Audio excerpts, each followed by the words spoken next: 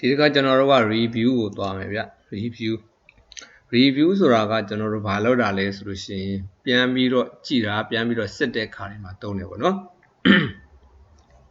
ဒီနေရာမှာဒီ review ကဘာတွေလုပ်လို့ရလဲဆိုလို့ရှိရင်ကျွန်တော်တို့စာတွေကိုဟုတ်တော့ web စာစီစာရိုက်ဆိုင်တွေမှာဆိုလို့ရှိရင်ကျွန်တော်တို့စာအုပ်တွေအုပ်လိုက်ကြီးချီရိုက်ရမယ်ဆိုရင်စာတစ်မျိုးတည်းကိုပဲသူနှစ်ယောက်ပြန်ရိုက်ပြီးလို့ရှိရင် compare လုပ်ပြတယ်ပေါ့နော်ဒီ compare စာသူ့စာနဲ့ကိုယ်စာနဲ့compare ရှင်းပလိုက်တဲ့ခါကျဘယ်နေရာမှာမှားနေသလဲဆိုတာကိုကျွန်တော်တို့သိနိုင်တယ်ပေါ့နော်အဓိကပြန်ကျွန်တော်တို့လုပ်မှာကတော့ speling and grammar ပါပဲဟုတ်တယ်မလားဒီစာထဲမှာဘယ်နေရာဘာမှားနေသလဲဆိုတာကိုကျွန်တော်တို့သိနိုင်တယ်ပေါ့နော် spelling မှားနေလား grammar မှားနေသလားအင်္ဂလိပ်စာမှာတော့ဒါပို့ပြီးအလုပ်ဖြစ်တယ်မြန်မာစာမှာတော့အလုပ်နည်းတယ်ပေါ့နော်အလုပ်နည်းတယ် ignore or development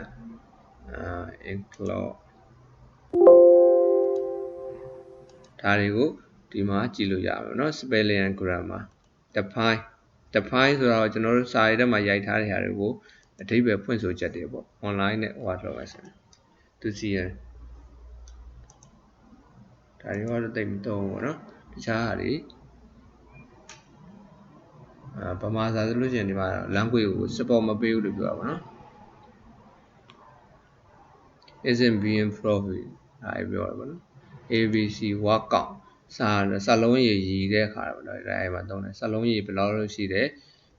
စာမျက်နှာဘယ်လိုလို့ရှိတယ် space ဘယ်နဲ့ချက်ချတယ်ဆိုတာတွေကိုဒီမှာကြည့်လို့ရတယ်ဒါပေမဲ့ translate လုပ်တာတွေ translate ဘာသာပြန်တာ translate document ကျွန်တော်တို့ဘာသာပြန်လို့ရတယ် United States ရလားဆို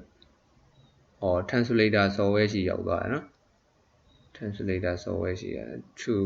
Arabic ကျွန်တော်တို့ from Burmese okay လုပ်ကြည့်အောင် Burmese ကမပါဘူးနော် Burmese မပါဘူး word translator နဲ့သူတို့ပြင်ပေးတာ BA ပဲပါတယ်နော်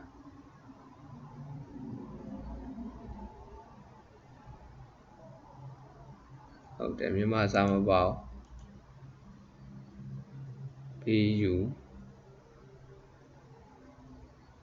ကျွန်တော်မြန်မာစာမပါဘူးနော်သူတို့က support မပေးဘူးပေါ့ဒါဆိုရင် okay အဲ့ဆိုရင်ပြန်သွားမယ်subproven language comment ပေါ့ comment ပုံစံမျိုးလေးတွေထည့်တဲ့အခါမှာသုံးတယ်ကျွန်တော်တို့လုပ်ကြည့်အောင်ဒီမှာလေးဒါလေးကိုသူက comment လေးတွေနဲ့လာတယ်window user ဆိုဒီထဲမှာ comment လေးတွေပေးလို့ရပါတော့ထားလိုက်ပါတော့ comment သုံးတော့ဘောနော် test track ဒီပိုင်းတွေကကျွန်တော်တို့သုံးတာနဲ့ပေါ့နော်အဓိကဒီအခန်းထဲမှာ review ထဲမှာဗာသုံးပါဆို spelling သုံးမယ် compare သုံးမယ်ပေါ့နော် compare စာတစ်ခုနဲ့တစ်ခုတိုက်ဆိုင်ပြီးတော့စစ်ဆေးပြတဲ့ဟာတွေမှာသုံးမယ်ပေါ့